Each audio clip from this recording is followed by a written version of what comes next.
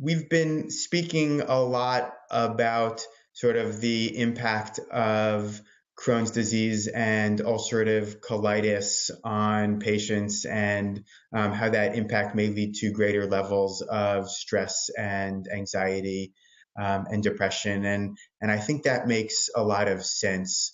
Um, Up until recently, what we didn't know is the opposite, but how much does feelings of anxiety or feelings of depression actually influence the course of IBD or influence whether flares of IBD will develop over time? And I think many patients long have reported the sort of sense that what they're feeling on the inside and stress and mood and emotions may trigger inflammatory bowel disease.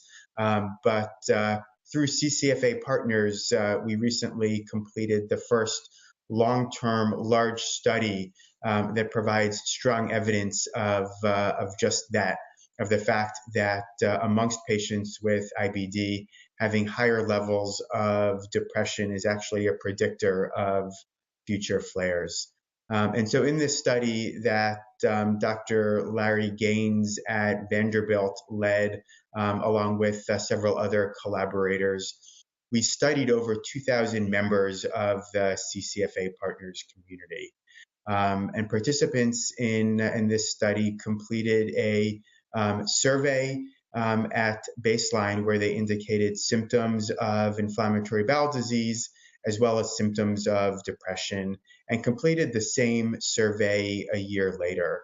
And what we found was that independent of IBD symptoms at baseline, those patients who had higher levels of depression were more likely to have higher levels of IBD symptoms a year later. So this is really, really important. It sort of tells us that what we develop is actually a vicious cycle.